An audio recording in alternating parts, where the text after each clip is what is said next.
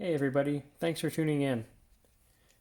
In the previous video, you saw me make this electric steering column here for my Z31, but to make it anything more than just a fancy paperweight, we're going to need to make an intermediate shaft to go from this guy down to the steering rack.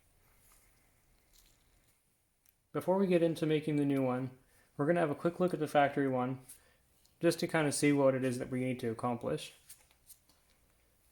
So on the factory one, you've got this section here. Now this comes from your factory steering input, and this section here is a collapsing portion, just in case you get into an accident that pushes the rack back. Followed by that into one universal joint here, down to a rubber coupler here, helps absorb some minor vibrations. There's a disconnection here, it's just a fixed position. And then of course, you're fitting down at the rack. This guy here tends to get really loose over time, so if you have sloppy steering, there's a good chance that it's that one that's the culprit.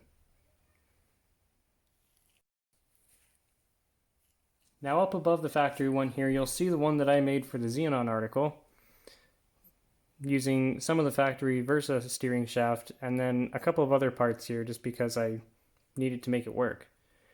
While this one works, it's not what I would consider an ideal option, mostly because there's a lot of points for misalignment here with welding all these parts together, as well as there's pretty much no collapsible section in here just by using the one from the Versa column, just because of having to mate it up to factory Z31 components down lower. Not to mention the spindly little U-joint that the factory one is with the little shaft.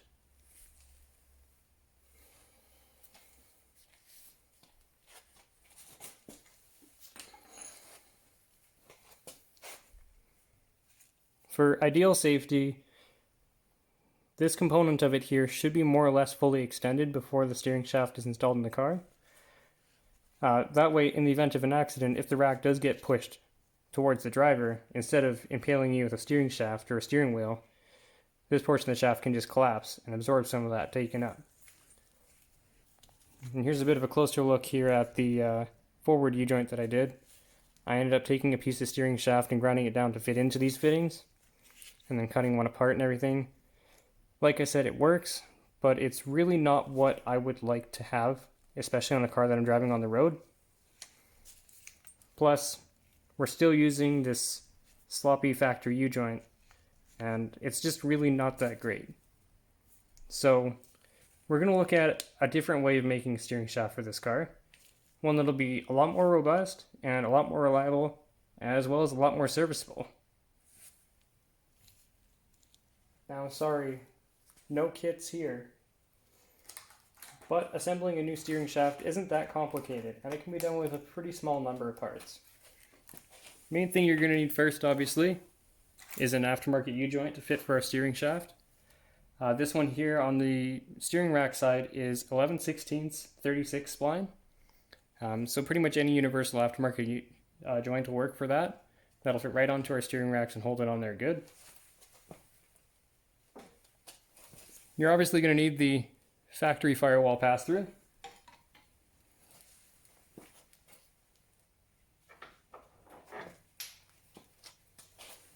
The Versa intermediate shaft. Now, this one's in pieces for reasons I'll explain in a short little bit.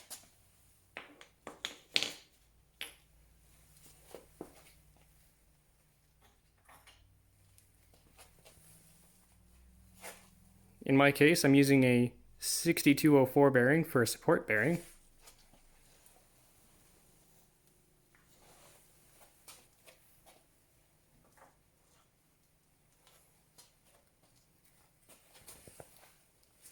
We've got a couple of 3D printed parts, which I'll go into a bit more detail in a few.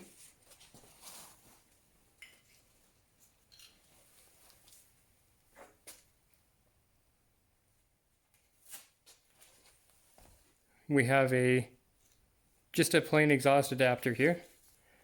Size on that one is 2 1/4 ID to 2 1/8 OD. Sizing on that one will be kind of particular just for these parts here, as well as a little bit of clearance for the knuckle and the new steering shaft.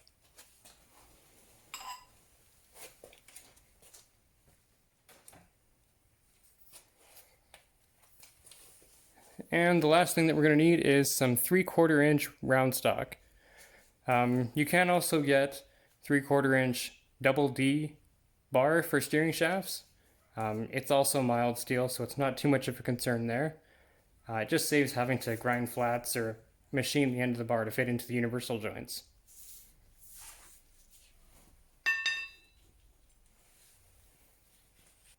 So the first thing we're going to take care of is the factory firewall pass-through.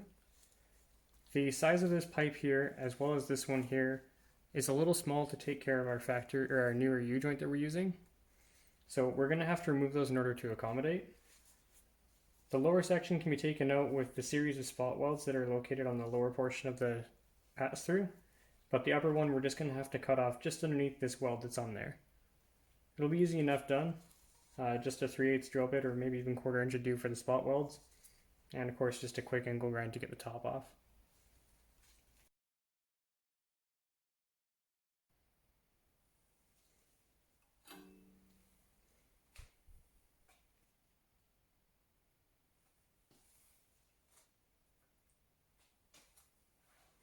Now, since we're going to have 3 universal joints in the overall steering shaft, we're going to need to add a support bearing. And that's going to be taken care of with our exhaust coupler that we're doing here, and those 3D printed parts we were talking about earlier. So I've trimmed the coupler down just to accommodate for the size of the print. I've also got a hole here drilled in it to accommodate for the fastening hole that I've got in the printed part. That way I can keep it from coming loose.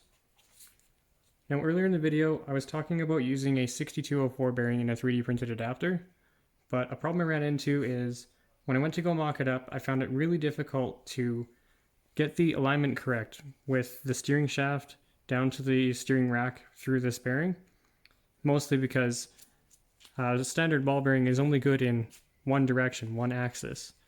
So if it's even off by, half a degree or so, it's going to cause a lot of binding and you can't get anything to really work well. So that would mean installing this in another car, or even in my car, taking it out, back and in. It's going to be a lot of pain to try and get this lined up right, so that way it doesn't bind and cause issues with the steering. The solution to that is this guy here. So I printed a new adapter here, and this one has a spherical type bearing in it. So this one, along with being able to rotate like a normal bearing, is also able to pivot. This one here in a case of up to 15 degrees total from side to side. Part number on this one is GE20ES-2RS.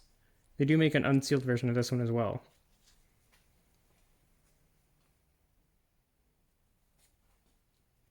So before we go on welding this part to the firewall pass-through, we're just going to loosely assemble it onto the lower shaft. All I've done here is I've just loosely press this together here into the collar. I'm not going to fully press it in because it is a tight fit. One thing that you'll notice is the spline shaft on the steering shaft and the actual shaft itself are different sizes. Conveniently, the spline portion is the perfect size to fit through this bearing without tolerance. Now that'd be great, but the spline portion is inside the other part of the steering shaft in order for it to be a collapsible unit. So we're going to have to put our support bearing a bit lower. So putting it down here, lower on the shaft, means now we have play. And that's where the other 3D printed parts come in. So these are just simple 2-piece bushings, mirrored on either side that screw together. And those will just insert into the bearing race with the steering shaft. Again, this is a tight fit as well. And what these will do is it'll take up the slack, so that way our steering shaft is nice and tight into the bearing and it rotates with it. So again, I'm not going to fully tighten all this up because we're going to have to mock it up a little bit first to get the angle sort of in the ballpark on the firewall pass-through. But then after that, we'll be able to fully put it together.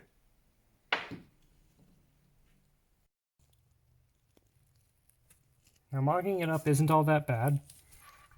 Obviously you just kind of loosely assemble it in the car with everything more or less in place. I have the upper U-joint attached to the output of the assist motor. The lower end is just hanging down. Not terribly important at this moment.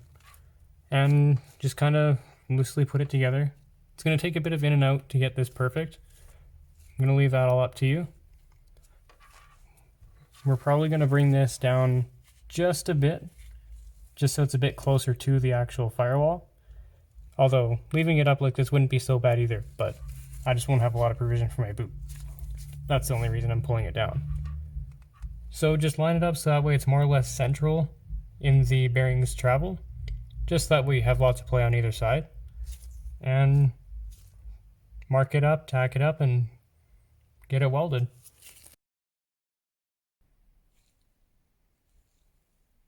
So I welded up and assembled the firewall pass-through. I also gave it a little bit of paint too. This guy here just kind of presses into the exhaust adapter piece that I welded on. And then I just have a set screw here to kind of hold it in. I had to fill in some of the spot weld holes from when I drilled them out from the lower section, but that's pretty much it. Gonna have to put a little bit of a foam sealant rubber on this flange here before it meets up with the firewall. But aside from that, this piece is all ready to go. Now we're gonna have to move on to the lower section of the steering shaft. I'm starting with 3/4 inch round stock, but you can also get 3/4 inch double D bar for steering systems as well. As I said earlier, both are mild steel, so it won't make too much difference on which one you go for, although if you get the double D bar, it'll be a lot less work. Reason for that is the new universal joint, as well as the Versa column, have 2 flat spots on it, which is where the name double D comes from. So we're going to have to either get double D bar or fashion the end of this steel here to accommodate for that same fitting. Won't be too bad, just a little bit of measuring and then some grinding down and shaving and filing and all that. A bunch of test fittings, so I'm going to save you the bore of that, and I'll just come back when it's done.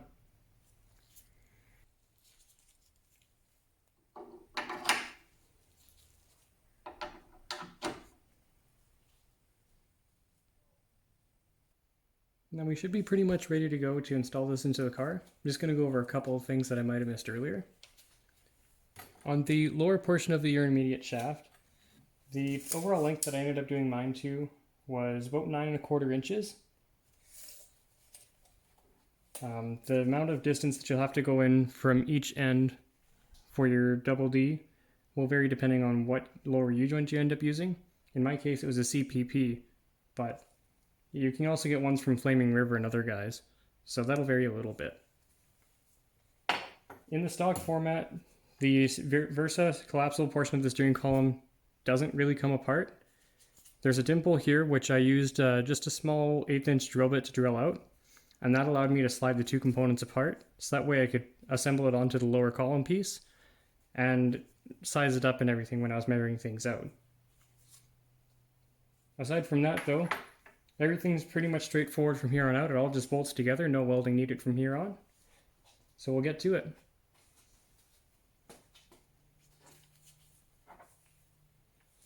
And here you can see the 2 dimples that I drilled into the double D to align with the 2 screws that are in the lower universal joint.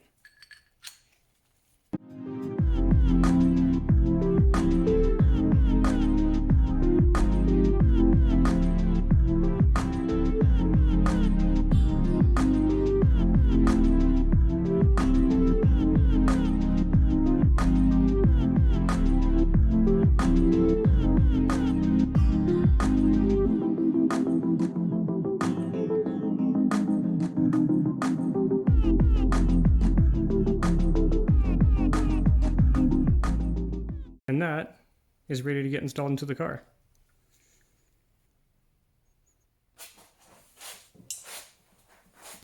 Okay, so first thing, we're going to pass the lower joint through the pass-through in the firewall, and then we're going to use the front 2 pickup points off of these bolts here. Now one thing that you'll find on your factory one, or you should at least, is a clip that looks something kind of like this, that happens to slide onto the steering column. I'm not sure exactly what the purpose of these are, but it does make it a lot easier when you're putting it back together. If you take your bolt and pass it through the clip and just loosely fasten it into the dash bar here, give yourself enough slack that you can kind of get the steering column put in there, but then that'll allow you to slide it in and make it a lot easier to install it. I'm missing one on this steering column, so I'm only going to end up using the one, but you get the idea.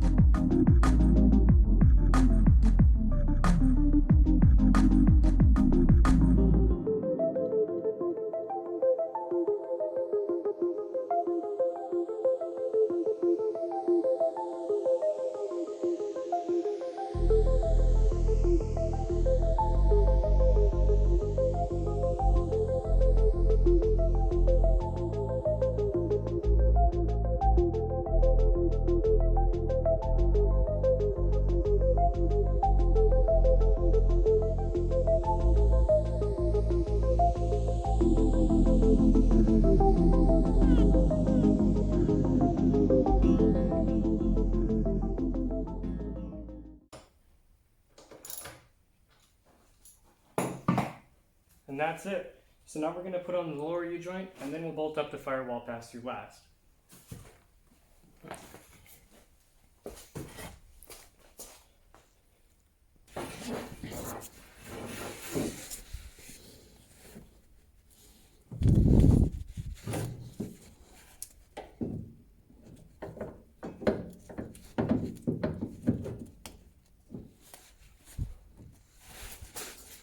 We'll do the bolt up on that later.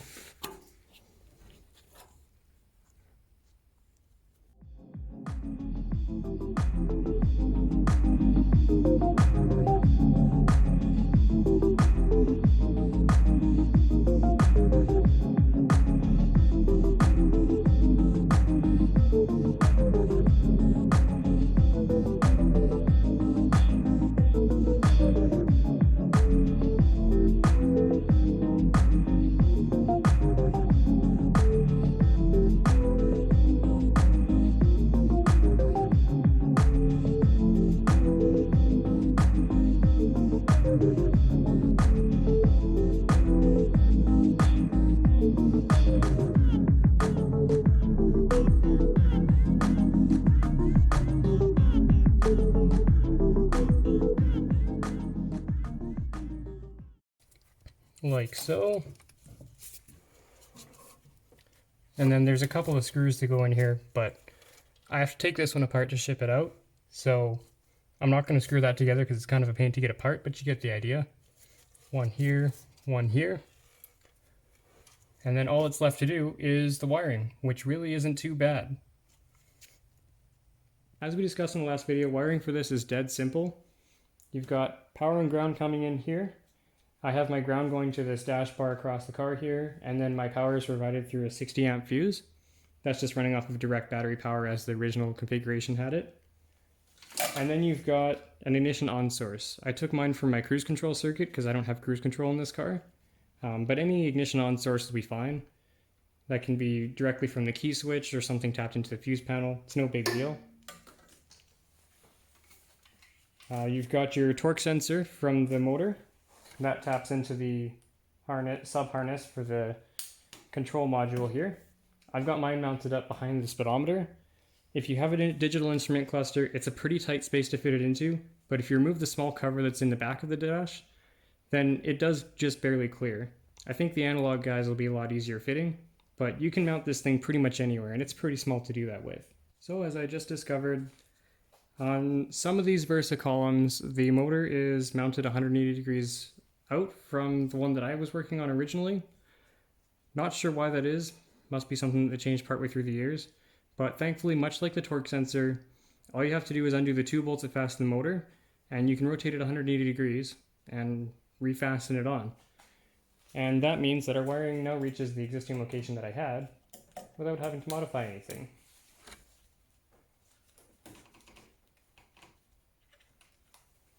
Just like that. It's a little tight, so it seems the harness is still a tiny bit shorter. So I would probably still put this maybe in a different location, or perhaps route the wiring differently or orient it differently. But you get the idea. Now all that's left to do is test to make sure it actually works.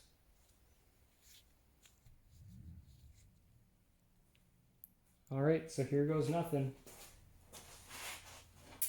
I just have this alligator clip here, just hooked up to the ignition source. I'm just going to clip it to the terminal in my plug here. You'll hear the module click. That's it telling you that it's ready to start assist. And we'll just pop our steering wheel on.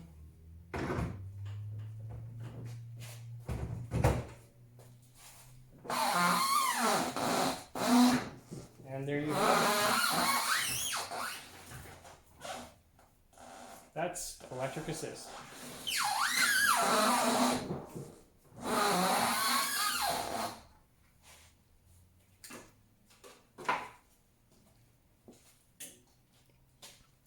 Perfect.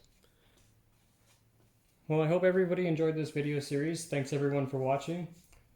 If there's anything else that you'd like me to follow up on this one, just let me know.